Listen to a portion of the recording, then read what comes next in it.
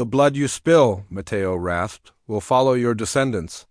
His voice weak, cracking at the edges, forced the words out as if each syllable was tearing through his already fading breath. His lips barely moved, but the curse escaped before anyone could silence him. Senator Aldemir stepped forward and pressed a hand against Matteo's chest, trying to push him back down against the floor. "Don't speak another word," Aldemir snapped. "You earned this." "You deserve your end quietly." Matteo didn't stop. He raised a trembling hand, his fingers rigid like they were being pulled upward by some invisible command. "Your bloodline," he whispered, "will choke on every word they ever try to speak." Aldemir gripped Matteo's throat to stop him, but the servant's eyes rolled back and his jaw still moved. His words slipped through clenched teeth, scraping out with collapsing breaths. One voice, stolen at birth, one voice, dying at every vow, no heir, will finish a sentence, no child, will cry without pain. Aldemir's wife, Isabella, shouted for help, pushing his hand away. "Enough, let him die already. He's delirious."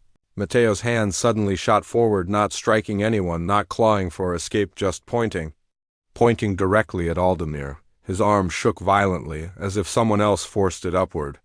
Aldemir backed away instinctively. Matteo's final strength condensed into one last sentence, forced through bloodless lips.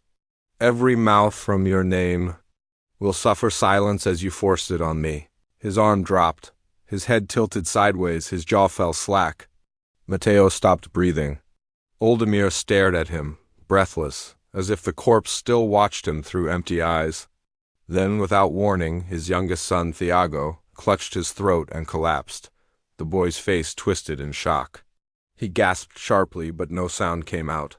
His mouth opened wide as he fought for air. His fingers scratched at his neck, desperate for relief. Aldemir grabbed his son's arms. "Speak, Thiago." The boy tried. His lips moved rapidly, but no voice emerged, only a hollow struggle. The air in his lungs seemed locked inside him. He looked directly at his father, terrified. Aldemir's wife tried to pull Thiago upright. "Shout! Shout if you hear me!" She slapped his cheeks lightly as if forcing the sound to come out. Thiago looked at her, tears streaming down his face, but not a single cry escaped him. His mouth stretched open, useless, like the world inside him had been muted at the source. "Thiago!" Aldemir roared, shaking him. "Breathe!" The child spasmed, his chest pumping violently.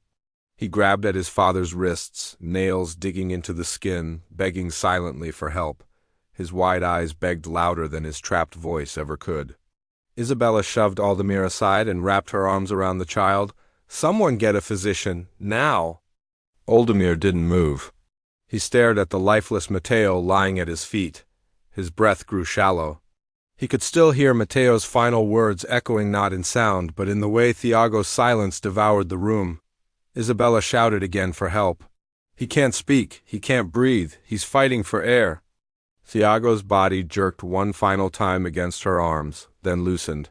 His chest continued rising and falling, but silently, like breath could no longer leave him. His lips moved, forming a single word that no one heard. Isabella sobbed.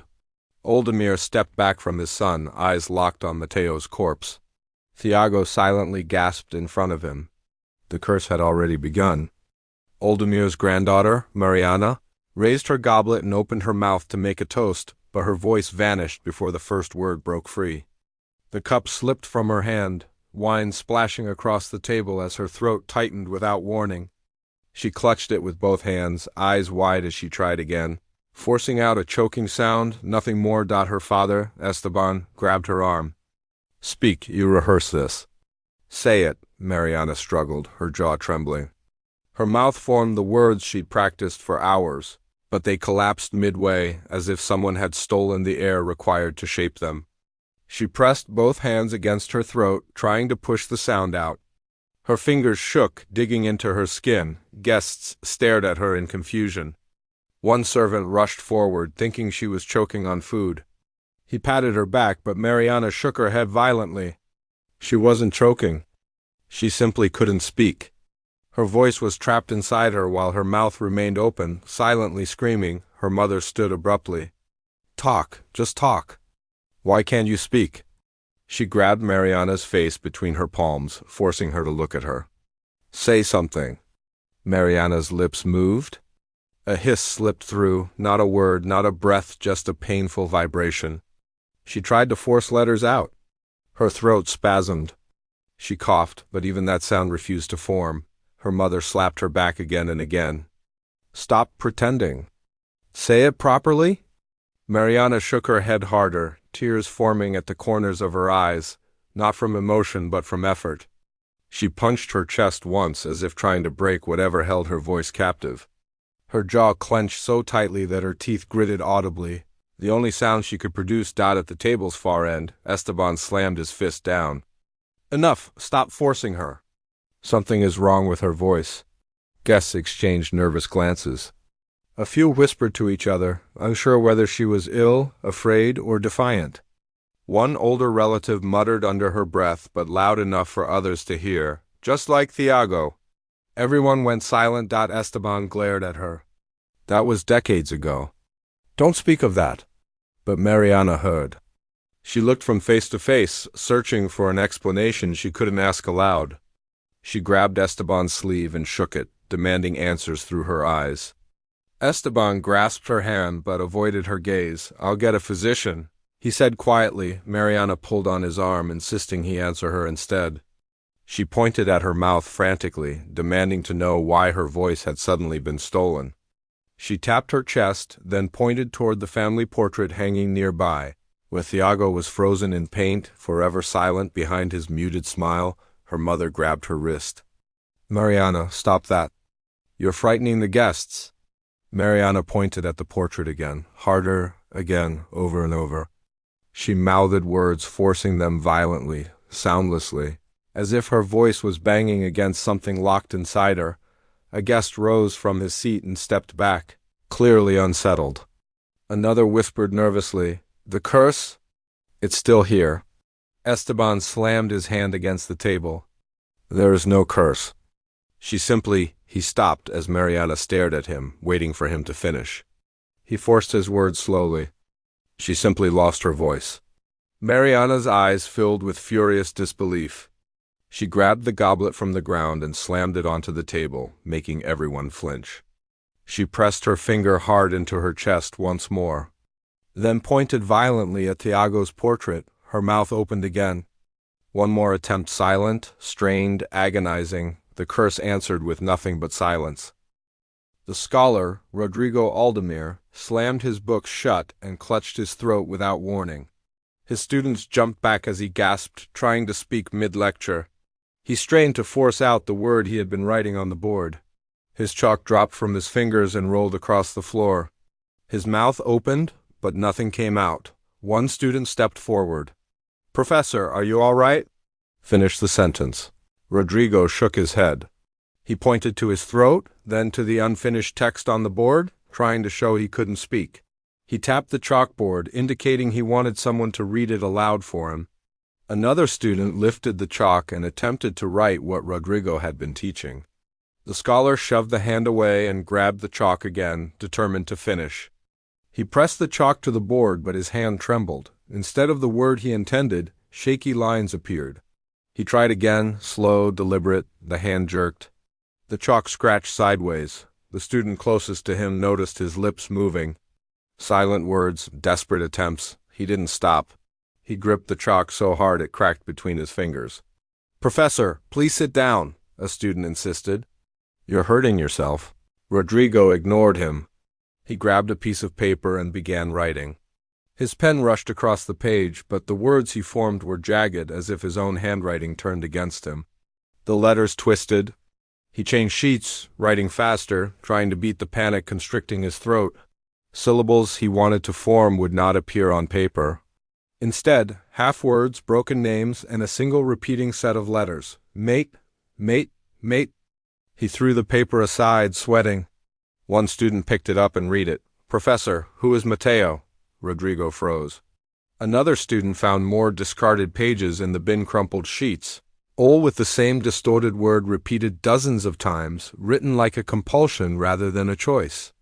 His voiceless mouth moved again, as if trying to answer, but only air escaped. His face reddened with the effort. He slammed his fist onto the desk. Papers scattered everywhere, a blizzard of the same name scrawled obsessively. Rodrigo grabbed a sheet, shoved it toward the students, then pointed sharply at his throat. One student slowly backed away. "You're cursed," she whispered. Rodrigo tore the sheet in half in rage. He snatched another book, flipping through pages, searching for something proof, meaning, an explanation. His fingers dug into the binding as though the answer might be hidden inside. He scribbled again, more violently this time, tearing through paper. A colleague burst into the room. "Rodrigo, what happened? Are you ill?" Rodrigo pointed at his throat again with such force he nearly struck himself. His jaw worked as if locked. His colleague tried to touch his shoulder to calm him down. "Sit, we'll get help." Rodrigo shoved the hand away, his eyes wild. He jerkingly wrote one more word on the chalkboard, covering the previous lecture notes. Mateo. He underlined it once, twice, then a third time, heat rising in his veins as if the action could squeeze a voice back into his throat. His students stared, confused, frightened, silent. He stepped back from the board, struggling to breathe. Every breath stayed inside him, shallow and painful. His chest spasmed. Rodrigo collapsed into his chair, gasping silently, eyes still fixed on that cursed name. No lecture continued. No questions were asked. The curse tightened again, choking the next heir into wordless obedience. The bells of the manor tower rang softly in the dawn wind as Lucia rode through the iron gate, too exhausted to notice any beauty in the landscape she had once admired. Her horse stumbled beneath the weight of two bulging satchels, each packed with bound manuscripts, sealed letters, and books older than the kingdom itself. Lucia's eyes were bloodshot, her hair uncombed, and her cloak damp with morning dew. She hadn't slept for 2 days. Not properly. Not peacefully. She dismounted clumsily, nearly collapsing in the process, but forced herself upright. A servant rushed forward to take the reins, but she brushed him off with a curt gesture. Her mind was still somewhere else with the ghost of a voice that had begged her in silence. Professor Rodrigo. His silent panic haunted her like a whisper that refused to fade. She had been one of the first students dismissed after his collapse.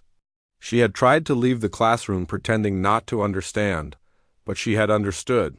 She had seen his eyes. She had watched him mouth the same name over and over again. Mateo.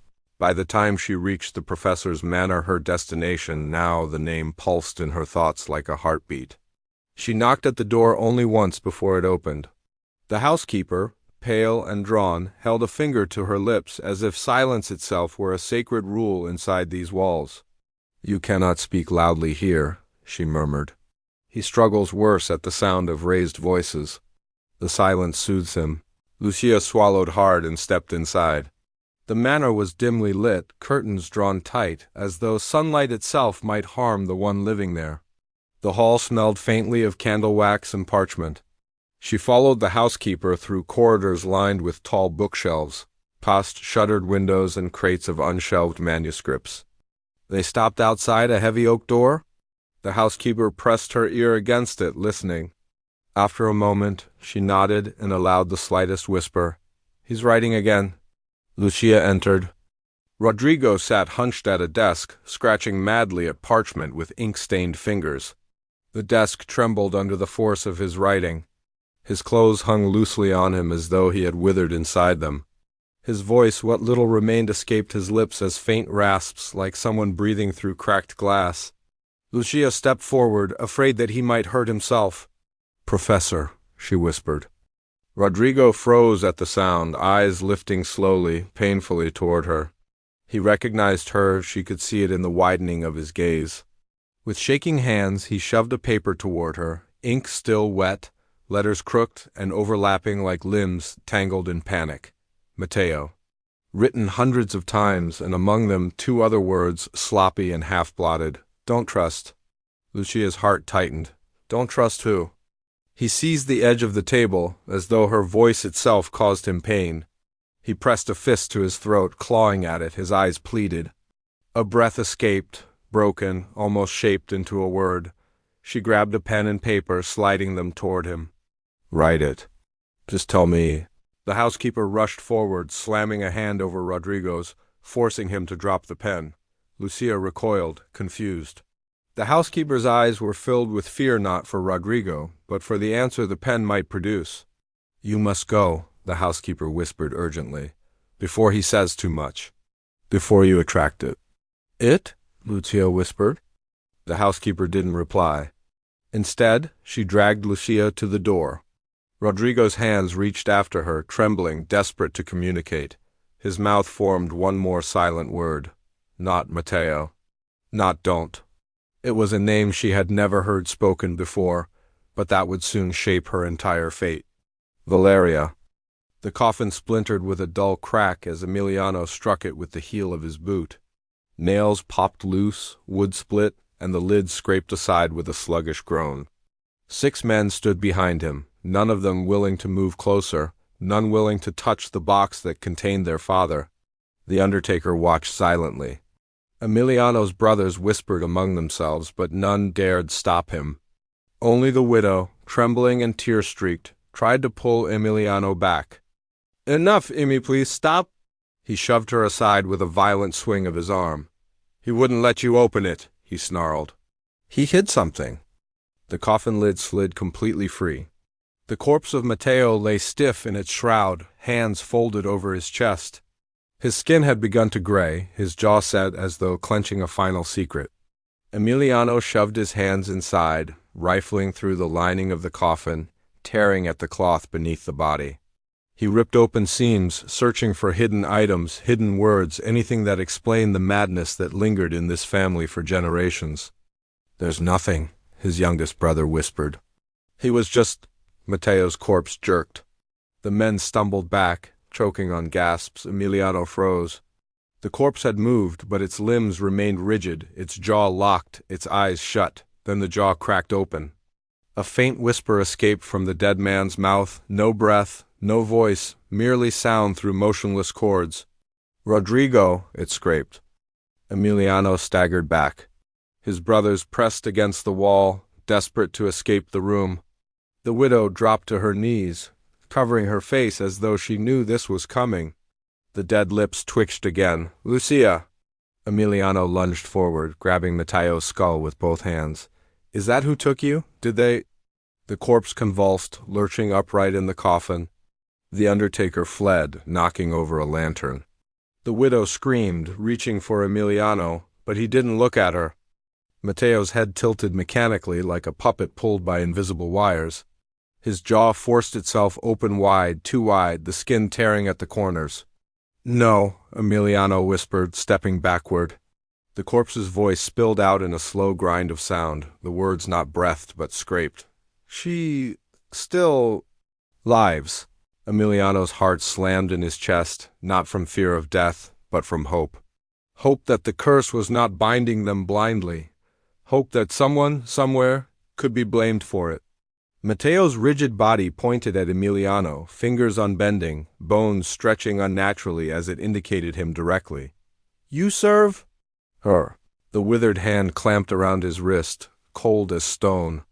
Emiliano yanked, but Mateo's grip only tightened, skin splitting at the knuckles without loosening.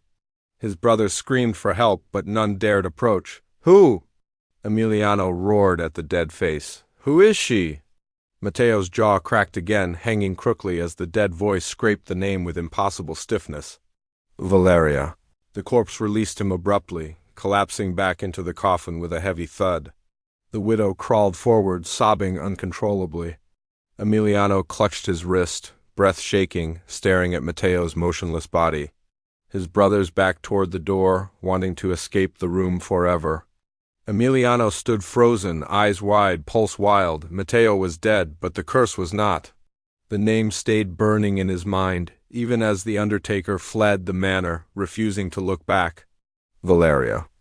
The gunshot cracked the air before anyone spoke. Rodrigo dropped the smoking pistol onto the table, its recoil still humming through his hand. His cousins lunged toward the cabinet behind him where 2 more rifles stood loaded.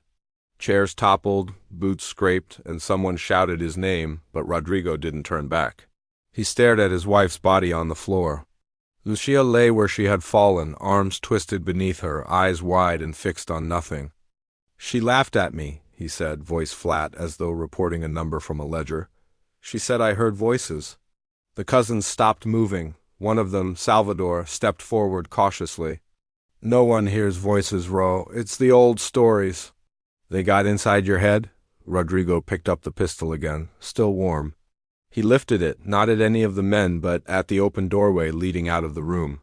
He pointed it like a warning aimed at the world. "I didn't imagine it," he said. The dead man spoke. The name was real.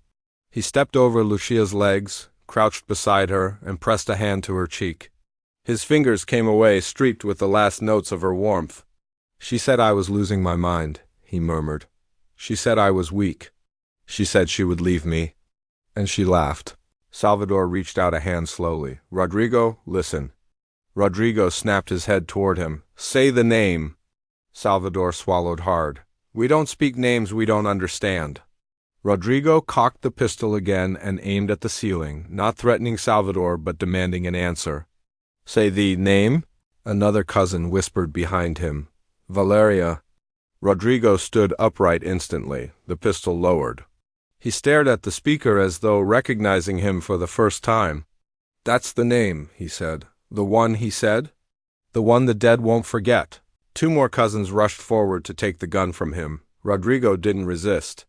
He handed it over like it was no longer a weapon, merely a tool that had served its purpose. But when they placed a hand on his shoulder to lead him toward the door, Rodrigo stepped away. "I'm not leaving," he said. "You killed her," Salvador replied, shaking. "You have to answer for that." Rodrigo looked at Lucia again. "I already did." One cousin ran outside to summon guards. The others remained frozen, unsure whether it was safe to move closer or wiser to stay away. Rodrigo bent down and straightened Lucia's limbs, crossing her arms over her chest the way Mateo's hands had been arranged in his coffin. "We've been punished for generations," he said. "We keep trying to hide, to pretend it ends if we don't speak of it." Salvador approached again. "Stop it, Rodrigo. We'll bury her and—" Rodrigo cut him off. "The curse doesn't stop. The dead are still talking." Salvador opened his mouth, then closed it again. Rodrigo stood. "If the name returns, she must return too." Two guards arrived. They grabbed Rodrigo from behind, twisting his arms and slamming him forward. He didn't fight. He only looked at Lucia one last time, speaking clearly as though addressing her corpse. "The dead told the truth." "You should have listened." The guards dragged him out, his boots scraping the floor. Lucia remained where she had fallen, silent and still. But the room did not feel finished, not to the cousins who watched. Not to Salvador, who could still hear the word Rodrigo kept repeating under his breath as he was taken away. The newborn's fist struck the midwife's face before it ever cried. The woman stumbled back, clutching her cheek, and the infant's tiny arm remained rigid in the air as though held there by an unseen hand. The mother screamed, reaching forward, but the baby twisted in her grasp, its limbs jerking violently like a creature pulled by wires. "It won't stop moving," the mother shouted. The midwife rushed back, ignoring her bleeding cheek, and forced the child's arms down. The baby's eyes opened, not blinking, not seeking milk or comfort, only staring upward at nothing. Its breath came in short, harsh gasps, more like choking than crying. The father burst into the room. "What's wrong with him?" The midwife didn't answer. She forced the baby's mouth open to hear its breath, but the child bit her fingers so hard she yelped. The mother pulled the baby away from her, clutching it close. "He didn't mean it," she said, shaking. "He's just frightened." But the child's head tilted sharply, its gaze fixing straight onto the father. For a moment no one moved. The baby's eyes widened until more white than color showed. The father stepped back. "It's looking at me like it understands." The mother pulled the infant tighter. "Stop saying such things, he's just a baby." The baby suddenly twisted around, writhing in her arms. She nearly dropped it. Its tiny hand shot out, grasping her hair so violently that clumps tore free. She screamed, prying its fingers open with both hands, shaking. "It won't let go." The father stepped back. "It's looking at me like it understands." The mother pulled the infant tighter. "Stop saying such things. He's just a baby." The baby suddenly twisted around, writhing in her arms. She nearly dropped it. Its tiny hand shot out, grasping her hair so violently that clumps tore free. She screamed, prying its fingers open with both hands, shaking. "It won't let go. Take it out, take it away. Something's wrong." The midwife held the baby at arm's length, her face pale, and the baby twisted again, attempting to reach her face, clawing at the air with its tiny fists. "Someone get the priest," she whispered, trembling. "No," the mother cried, rushing forward and snatching the infant away. "No one touches him. He's mine." The father blocked her path. "We need help. Look at what it's doing. It didn't even cry, Elena, not once." The baby's body suddenly stiffened in her arms, gone rigid like a board. Its eyes bulged, its tiny fingers curled tight. And then, slowly, its mouth opened again, not crying, not screaming, just stretching in silence. The midwife stared at the infant's mouth. "That's not natural," the mother shook her head, tears streaming. "He's fine. He's fine." The baby's head jerked backward sharply, as if someone had yanked it by the hair. Its chest convulsed, and at last a sound emerged, not a cry, but a rasp, like the last breath of someone dying. The father whispered, voice shaking, "This is the curse." The mother clutched the baby protectively, trembling. "Don't speak of it." The midwife stepped closer, her voice low and urgent. "What is his family name?" The parents didn't answer. The baby's rasping breath grew louder, and its eyes locked once again onto the father. He whispered the only truth he could remember from the old stories. "It began with a dying servant. And it isn't finished." The grandson slammed his hand onto the courtroom desk before the verdict was spoken. His name echoed across the room, called out by the judge with final authority. He was sentenced without a moment of his defense being heard. He turned toward the jurors, and one by one, they looked away as if they feared meeting his eyes. "I didn't forge anything," he shouted. "The account was clean. Check it again." The clerk stepped forward, holding the ledger pages torn, signatures slashed through as though clawed by an animal. The grandson grabbed the book and threw it open, desperate to show them the truth. The ink ran down the page like dripping stains, smearing across his hands as though freshly spilled. "These weren't like this," he yelled. The judge nodded at the bailiff. The man forced the ledger from his grip and closed it, locking it inside a box. The grandson reached for it again, but two more guards grabbed him by the arms. "You'll silence me without listening, without even looking?" he roared, trying to shake them off. The bailiff lifted the box. "Evidence speaks enough."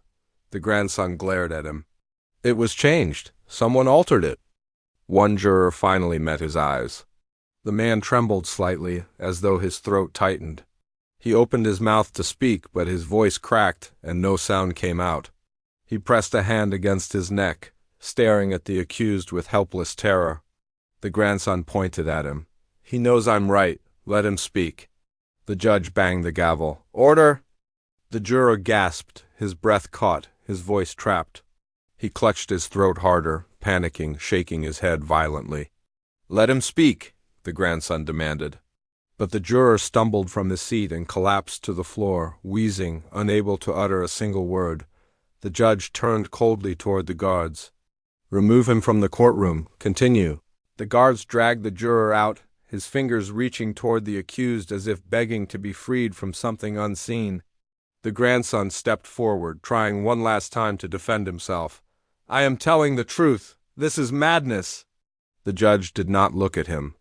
"The court has reached its decision." The verdict was read: fraud, falsification, dishonor. The grandson's face drained of all color. "Dishonor? We have never stolen anything. Not one generation, not one."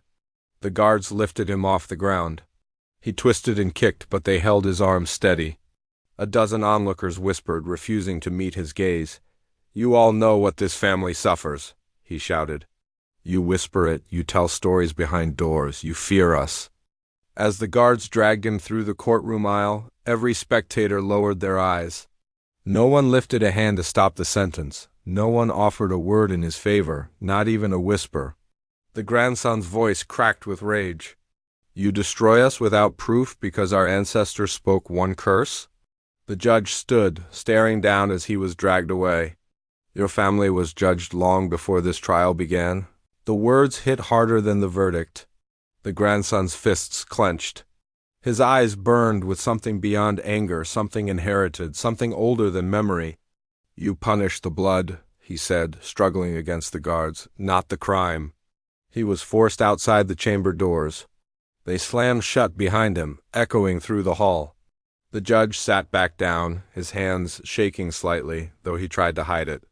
A clerk approached him quietly. "Should we review the ledger later, sir?" The judge answered without looking up. "There is no need. The curse judges for us." The clerk hesitated, watching ink seep slowly through his sleeve where he had touched the ledger. And he whispered, almost too quietly to hear, "It isn't finished?" The sixth generation's daughter shattered the mirror the moment she saw her reflection disappear. The glass broke into pieces beneath her feet, cutting through her slippers as she staggered back. She looked down and saw only her surroundings reflected in the shards, never her face. She dropped the last piece from her hand as if it had burned her. "Bring another," she ordered. A servant rushed in with a polished hand mirror. She snatched it and angled it toward herself. The empty space where her face should have been sent her stumbling again. She tore the mirror from her hand and hurled it to the floor. The metal frame bent under the impact, but still no reflection appeared. "That thing is broken," she snapped. The servant trembled. "It's brand new, mistress." "Bring more." 5 more mirrors were dragged into the room, tall ones, handheld ones, framed ones, even a polished plate. She lined them up in a row, stepping in front of each one, expecting a different result. Yet every surface showed only a dress, a body, a movement, her head, her face gone, erased, absent. "This is madness," she whispered. A stable boy peeked into the room, curious about the commotion. She turned toward him sharply. "You? Do you see me?" He nodded, confused. "Yes, mistress, I see you clearly." She grabbed him by the arm and shoved him in front of the largest mirror. "Tell me what you see there." The boy stared at his reflection, blinking. "Just me, mistress." "No, look harder." "Look next to you." He hesitated, eyes narrowing. "There's only me." She seized the back of his head and forced his face closer to the glass. "Not even a shadow? Not even a silhouette?" He shook free, breath shaking. "Nothing, nothing." She stepped back from the mirrors, chest rising rapidly. She grabbed a charcoal pen from her desk and began tracing her face in the air as though she could place it back. She moved her hand across the invisible lines of her chin, her eyes, her lips. Then she pressed the charcoal onto the mirror, sketching a desperate portrait where her reflection should have been.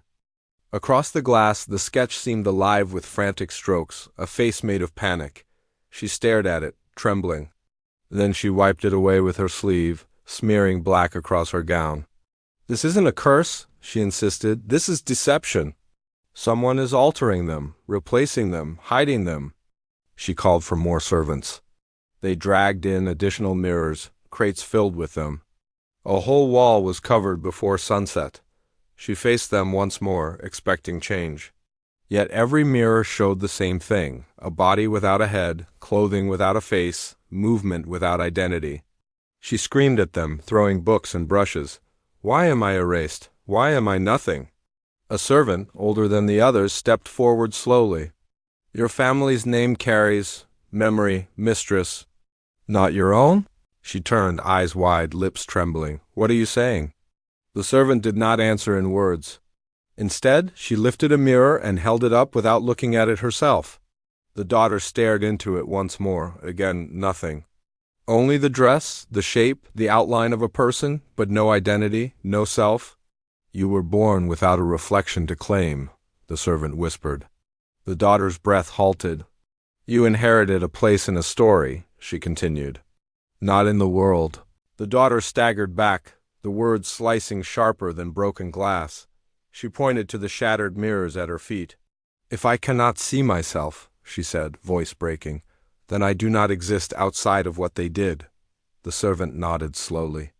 "And that is how the curse keeps your family alive."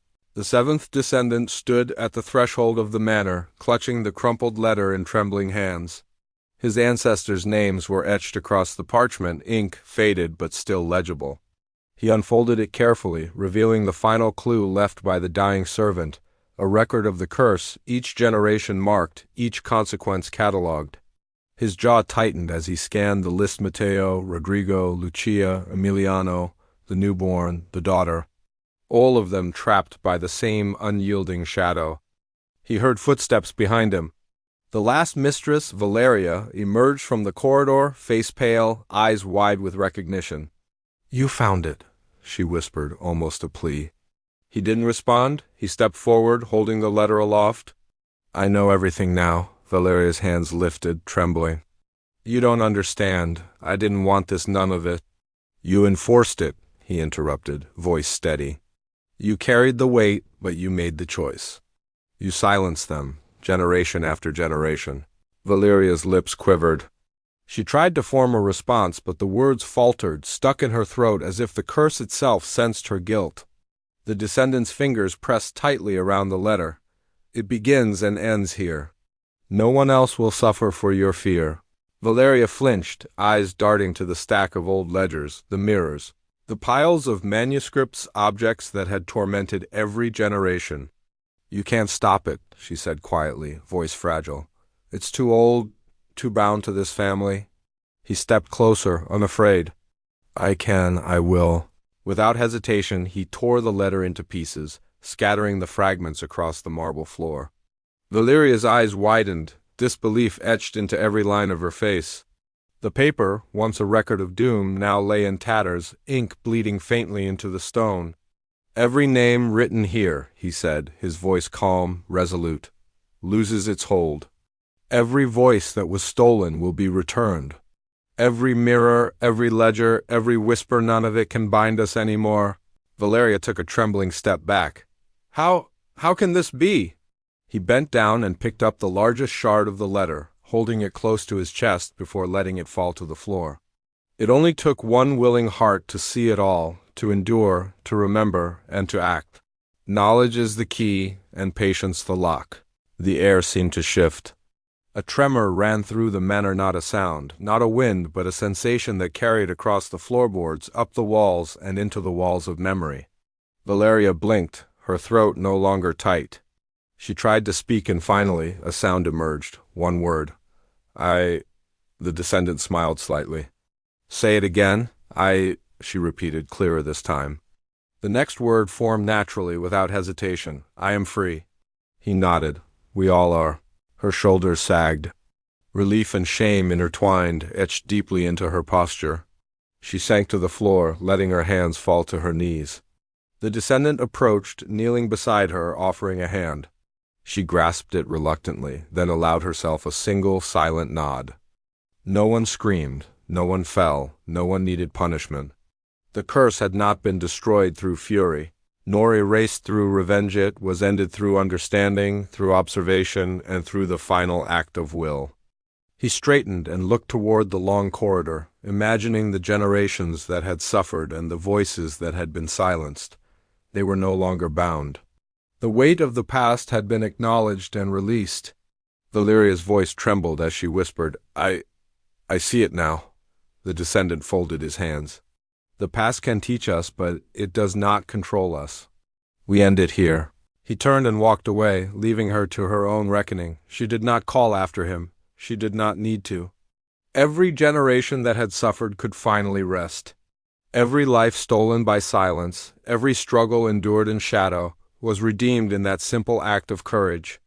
The curse that began with Matteo's dying words had finally met its end.